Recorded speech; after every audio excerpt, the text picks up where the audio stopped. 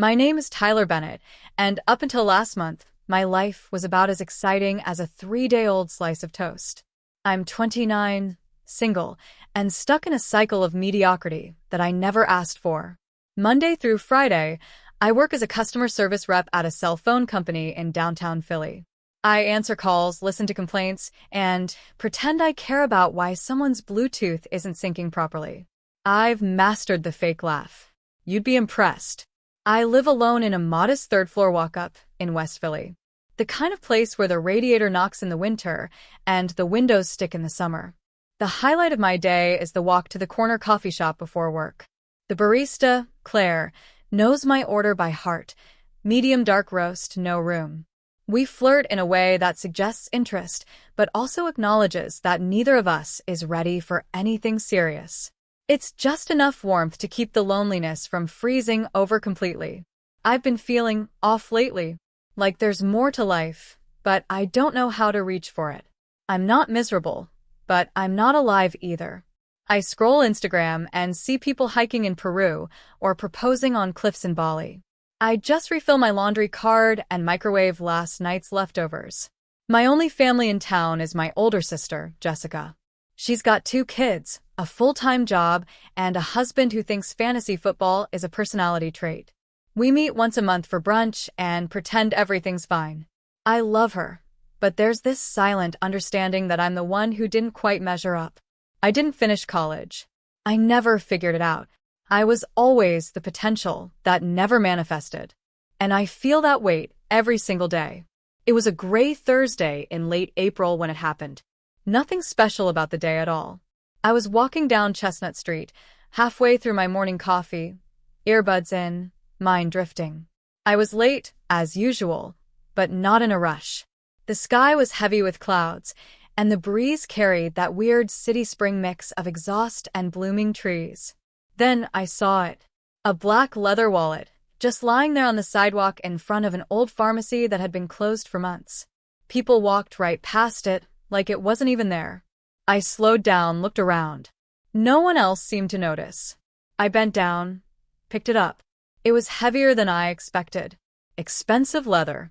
Not the kind you buy at Walmart. This was the real deal. I looked around again. Nothing. No one chasing it. No frantic person patting their pockets. Just people on their phones or in a hurry. I stood there for a moment, wallet in hand, not sure what to do. My instinct told me to turn it in, maybe to the cops or the coffee shop a block down. But something about it, it felt intentional, like it was placed there.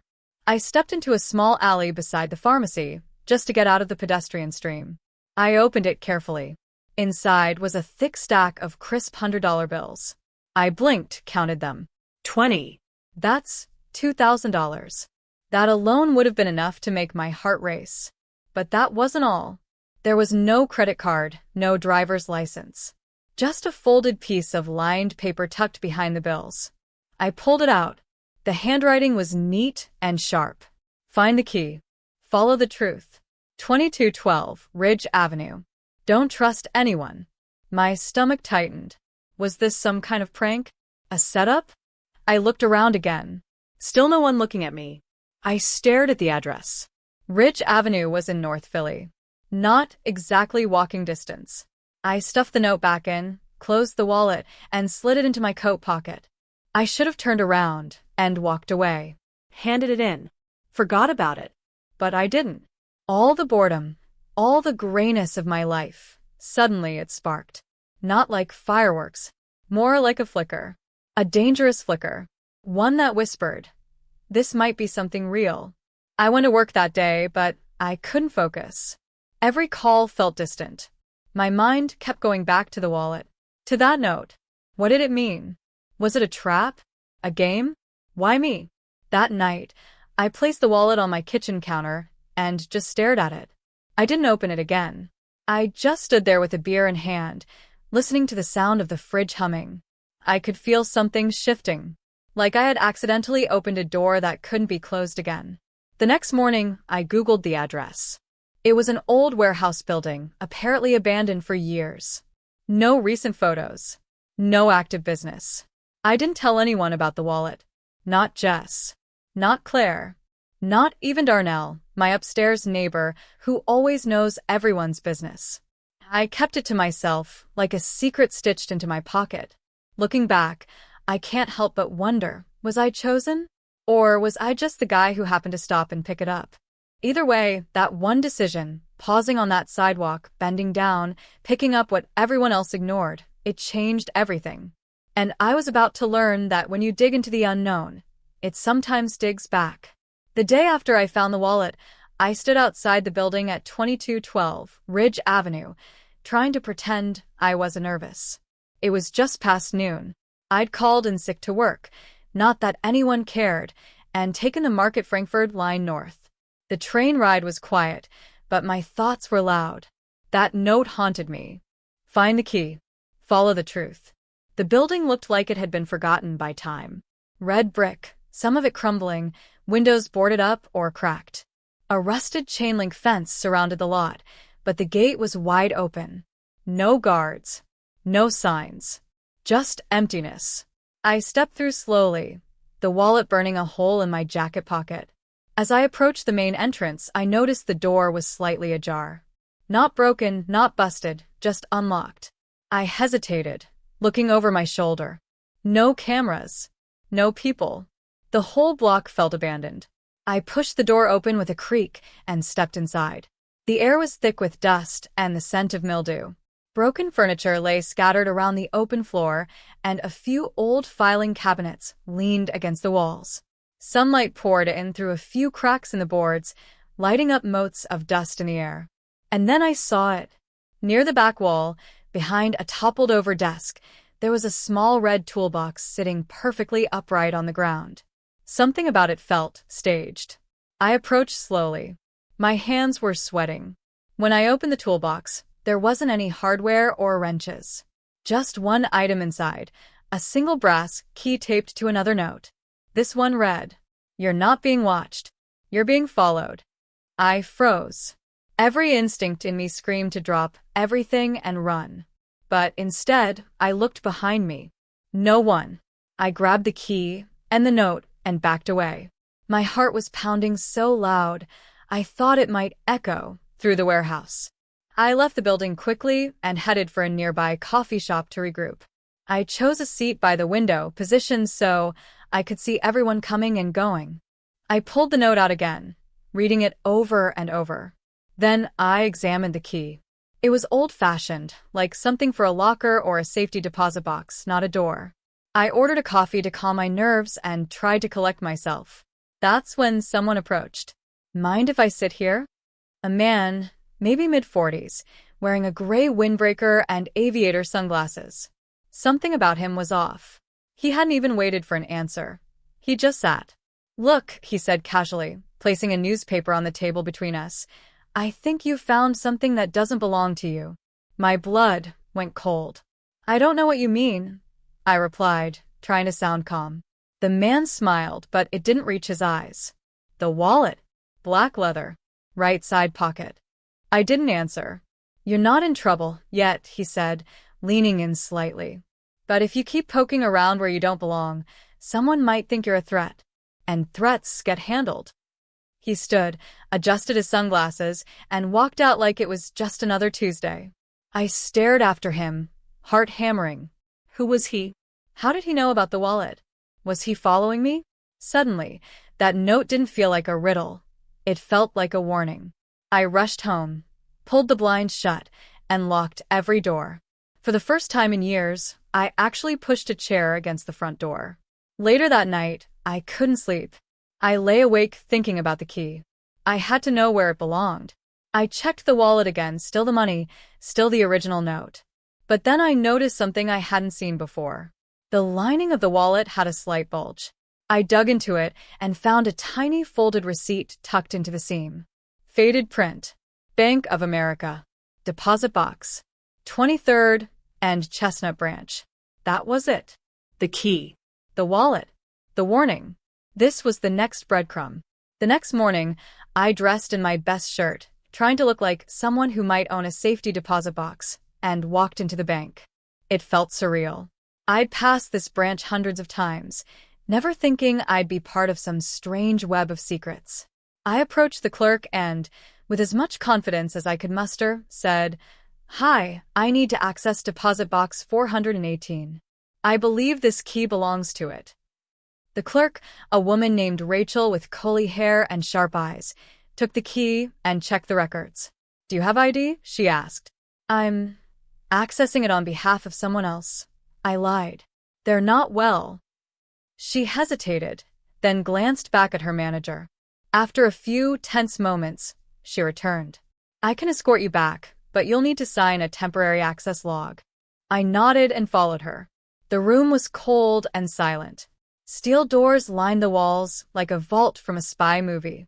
Rachel inserted her master key beside mine, turned them simultaneously, and opened the small box. She left me alone. Inside the box was a single flash drive in a clear plastic bag and a photograph. The photo showed a young woman, maybe mid-30s, standing beside a child, maybe 6 years old. They were smiling, but something about the woman's eyes felt sad, haunted. On the back of the photo was written, "If something happens to me, find him. Tell him the truth. E." I stared at the message, stunned. Who was she? What truth? Was the kid her son? And more importantly, who was him? I tucked the photo and flash drive into my coat pocket and left the bank, my mind reeling. This was no longer about a lost wallet. This was a trail, a message, maybe even a plea for help. But someone didn't want that truth uncovered. And I had just crossed a line I couldn't uncross. Back in my apartment, I stared at the flash drive like it was ticking. I'd placed it gently on the counter next to the photo, the one of the woman and the little boy. Her eyes followed me wherever I went in the room. I felt a weight in my chest, like I'd been handed responsibility for something that wasn't mine but couldn't be ignored. I had two choices: take the drive to the police or plug it in and find out the truth myself. But then I remembered the man in the gray windbreaker. Threats get handled, he'd said. That meant going to the cops might not protect anyone. So, against my better judgment, I took out my old laptop, disconnected it from Wi-Fi just to be safe, and inserted the flash drive. At first, nothing happened. Then a folder opened automatically. For Tyler B. My blood chilled. My name. It was addressed to me. How? Why? Inside the folder was a single video file. I double-clicked it. The screen lit up with a timestamp, March 14th, 2024. Then her face appeared. The woman from the photo. She was sitting in a dimly lit room, wearing a hoodie, her hair pulled back, face pale but calm. She looked directly into the camera. "If you're seeing this, something's happened to me," she began. "My name is Elena Rhodes, and I was part of something I shouldn't have been. They told me it was legal, just data collection. Tracking. Behavioral metrics. But it wasn't. They were watching people, stalking them, manipulating them." She paused, eyes watery. "They used my son, Mason, as leverage. That's why I stayed so long. But I stole a drive. This drive. It has everything: names, dates, payments. If they find out I gave this to anyone, they'll come for you too. Please, if Tyler has this, he's the only one I trust. Get this to the journalist at the public record. His name is Marcus Denton. He knows. He'll protect it." Then she leaned closer. "And Tyler, if you're watching, thank you." The screen went black. I just sat there for a long time, breath shallow, heart racing. She knew me, but I didn't know her. Or at least I didn't remember her. Had we crossed paths? Had she followed me? What did she mean I was the only one she trusted? Was this fate? Randomness? Or something much darker? I clicked through the flash drive's folders, dozens of documents, PDFs, audio files. Most were encrypted. Some had familiar corporate logos. Hospitals, insurance companies, retail giants. The kind of data that wasn't meant for public eyes. I leaned back in my chair and realized this had gone beyond mystery. This was a decision point. I couldn't unsee what I'd just seen. But acting on it? That meant stepping fully into danger. I grabbed the photograph again and flipped it over. Her handwriting was soft and slanted. "Find him. Tell him the truth." I assumed she meant Mason. Her son. But who was he now? How old? Where was he? And how the hell did I even begin to find Marcus Denton? I decided to start small. I searched Marcus Denton, the public record, and found a few articles with his byline, deep investigative pieces about government surveillance and whistleblowers. His Twitter bio said he was always looking for the next buried truth. I sent a direct message. I have something you'll want to see. It involves Elena Rhodes. Urgent. My name is Tyler Bennett. Please respond. Then I waited. Hours passed. Around 9 p.m., I heard movement outside my door. Not footsteps, something lighter. A brushing sound. Then silence.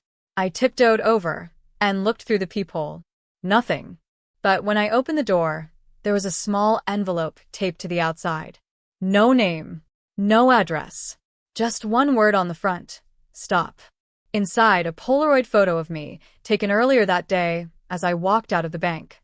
I slammed the door shut, pulled down all the blinds, and turned off every light. My stomach twisted with fear. They were watching me. This wasn't paranoia anymore. It was fact. But instead of feeling defeated, I felt clarity. They wanted me scared. They wanted me silent, which meant whatever I had, it mattered. The next morning, I got a reply from Marcus Denton. Where are you? Safe location. Bring everything. No cops. Tonight. 7 p.m.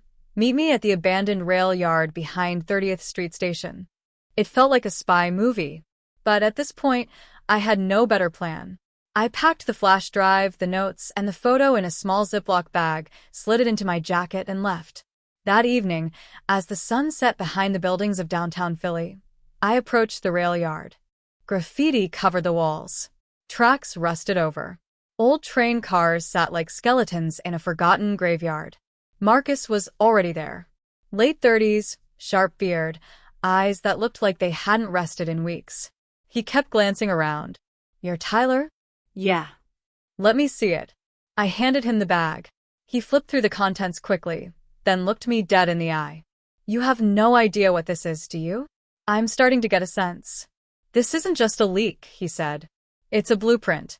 Proof of a private surveillance project running under fake nonprofits, embedded in major retail systems. They're tracking psychological profiles, predicting behavior, targeting people for manipulation. He shook his head. Elena was my source once. She ghosted me last year. I thought she bailed. Now I know she went into hiding. Where's her son? We lost track. Then help me find him. Marcus paused. You realize if we do this, there's no turning back? I already turned the key. He smirked, then nodded. All right, Tyler. Let's burn it all down. The next 48 hours were a blur. Marcus and I set up base in a tiny co-working space he rented under a fake name. No windows, no signage, just a keypad lock and a single blinking security camera that wasn't even connected. He brought in a secure laptop, 2 burner phones, and an encrypted router. This wasn't his first rodeo. While he dug through the files from the flash drive, decrypting metadata, cross-referencing names, I scoured social media and old-school records for any trace of Mason Rhodes, Elena's son. If there was still time to fulfill her last request, I had to find him. It was strange.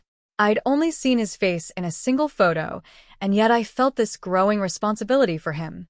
Elena had trusted me without explanation, without warning. I didn't know if it was fate, accident, or some deeper connection I couldn't yet understand. But I felt it now, deep in my bones. On the second day, Marcus slammed his hand on the desk. Got it, he said. He spun the screen toward me. A spreadsheet opened. Thousands of entries. Columns labeled behavioral ID, geoping, emotional trigger set, override profile. This isn't just surveillance, he said. This is control. He clicked open one row. Bid for 187612. Elena's name appeared in a hidden cell. Then, beneath it, her son's. Mason Rhodes. Bid for 18-70612A. Location: Foster Program, Ridgeview House, Bucks County. I stared at the screen. You mean he's in foster care? Marcus nodded. Placed there 6 months ago. Mother status: deceased. but no death certificate on file. She's not legally dead? Nope. They buried her without paperwork, which means this is a cover-up. I clench my fists. Marcus stood. We go tonight. We don't have time. We borrowed a car from one of his contacts and drove an hour north. Ridgeview House sat off a winding country road, tucked between forests and forgotten farmland. It didn't look like a group home. It looked like a converted mansion. High fences. One security guard. No kids in sight. This place smells wrong, Marcus muttered. We parked a block away and approached on foot. He handed me a small camera. Record everything. If anything happens to us, someone has to know. We scaled the back fence, cutting across a garden to the service entrance. Miraculously, the door was unlocked.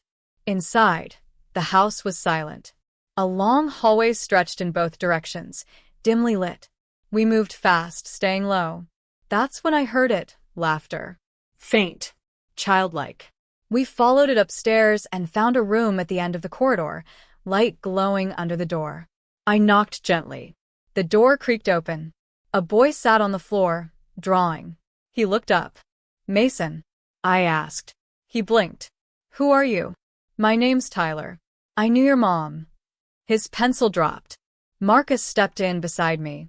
We're here to help. Mason stood, wary. They said my mom disappeared. She didn't want to leave you, I said. She was trying to protect you. Just then a voice behind us. That's far enough.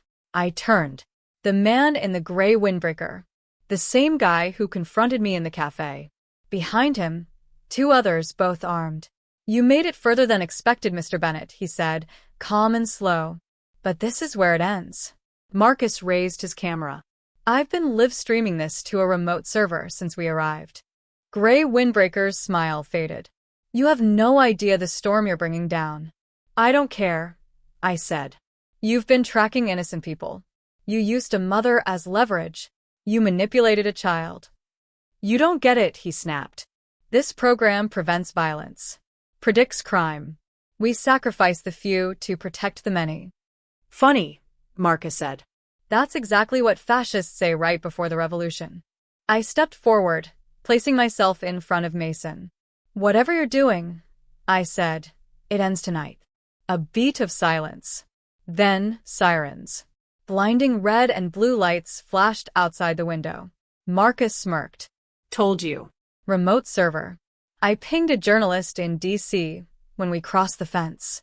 Every agency from here to the Capitol has eyes on this place. The men froze. Then chaos. The front door crashed open. Voices yelled. Officers stormed in. The men backed down. Gray windbreaker didn't move. He just watched me, like a man who'd lost a chess game he thought was unlosable. Within minutes, the house was overrun. Marcus handed off the files to an FBI agent. Mason was taken by Child Services, but this time under real oversight. As for me, I gave my statement, handed over the wallet, the notes, the drive. I told them everything. But none of it compared to the moment I sat with Mason outside, waiting for the agents to finish clearing the house. He looked at me and asked, Do you think she wanted me to forget her? I swallowed the lump in my throat. No, I said. She just wanted to keep you safe. He nodded and leaned his head on my arm. I didn't say it out loud, but I knew she didn't just want him safe. She wanted him found. 3 weeks later, I stood at the edge of Penn's Landing, watching the sun settle over the Delaware River. The wind off the water tugged at my jacket, but I barely noticed. Everything had changed. I hadn't gone back to my job. I'd tried for a day or two, but after what I'd been through, after everything, the idea of fielding billing complaints felt ridiculous. Like trying to sweep up sand in a windstorm. My old life didn't fit anymore. Marcus had become something like a partner, though I wouldn't call us friends. There was respect between us, born in the fire of secrets and risk, but he belonged to a world I didn't. He lived on adrenaline and deadlines. Me? I was still just a guy who happened to find a wallet. Still, we talked often. The fallout from the raid on Ridgeview House had made national news within days. The story broke wide open. a covert predictive surveillance program operating through dummy charities and private security firms, with children like Mason caught in the crossfire. They called it the Rhodes Protocol, named, unintentionally, after Elena. Dozens of arrests were made. Lawsuits followed. Congressional hearings were scheduled. Whistleblowers stepped forward. The system cracked open like a rotten shell, and the stench made headlines for weeks. Elena's name was cleared publicly, though the official report still listed her as missing. But I knew the truth. She'd sacrificed herself to protect Mason, and maybe, in a strange way, to find someone like me who would carry her final torch. Mason was now living with a foster family in Lancaster County, one that had passed every background check with flying colors. I visited him twice. He was still quiet, still carrying the confusion of a kid whose world had been torn apart, but he smiled more now. He'd started drawing again. The second time I visited, he gave me something. A folded sheet of paper, crayon-colored. It showed 3 stick figures, a woman with long hair, a boy, and a man holding hands. I asked who the man was. You, he said. You found me. I nearly cried right there on the porch. I'd never considered myself a father figure. Hell, I'd barely figured out how to keep a houseplant alive. But there was something about Mason, something that tied us together in a way I couldn't explain. Maybe that's why I hadn't moved on. Why I hadn't gone back to normal. Because normal didn't make sense anymore. A week after that visit, I got a call from a woman named Lydia Monroe, head of a nonprofit that supported whistleblowers and investigative journalism. She'd read about the story, read about me, and asked if I'd be willing to speak publicly. At first, I said no. I wasn't a hero. I didn't uncover the files. I didn't bring down the operation. I just picked up a wallet. But she countered with something I hadn't considered. You were the first one to stop. Everyone else walked past it. You chose to care. That matters. I didn't agree at first. But later that night, sitting alone on my couch, I replayed Elena's video one more time. Her final words echoed in my head. If Tyler has this, he's the only one I trust. That broke me. So I called Lydia back and said yes. The event was small, just a panel discussion in a university auditorium, but the impact was bigger than I expected. People asked questions. Young students came up afterward, shaking my hand, saying they were inspired. A few said they'd felt invisible until they saw someone ordinary make a difference. That word, ordinary, hit different. Because that's exactly what I was. A regular guy who bought gas station coffee and forgot laundry in the washer. And maybe that was the point. Elena hadn't needed a superhero. She'd needed someone who would just not walk away. Now, every time I pass that pharmacy on Chestnut Street, the one where I found the wallet, I stop. Just for a second. I look down at the spot where it all began. Sometimes it's just a patch of gum-stained concrete. Sometimes, I swear, I feel her there. Not as a ghost, but as a ripple. A memory that still vibrates through the universe. I never returned the money. Marcus said it couldn't be traced, and it wasn't part of the legal investigation. I thought about donating it, but I ended up doing something else. I set up a small scholarship in Elena's name. Nothing big, just enough for one kid a year to pay for art supplies or enroll in a creative writing program. Something that said, "Your story matters. Use it." The first recipient? Mason. He didn't know yet. I wanted him to find out later, maybe in 5 or 10 years, when he was ready to understand. As for me, I started writing. Not professionally. Just reflections. Little moments. Pages that I filled with memories and questions. I didn't have all the answers, but I finally understood the value of asking. Of noticing. Of choosing to stop when everyone else keeps walking. Sometimes, life doesn't throw lightning bolts or burning bushes. Sometimes it whispers through the smallest things. A folded note. A brass key. A forgotten wallet.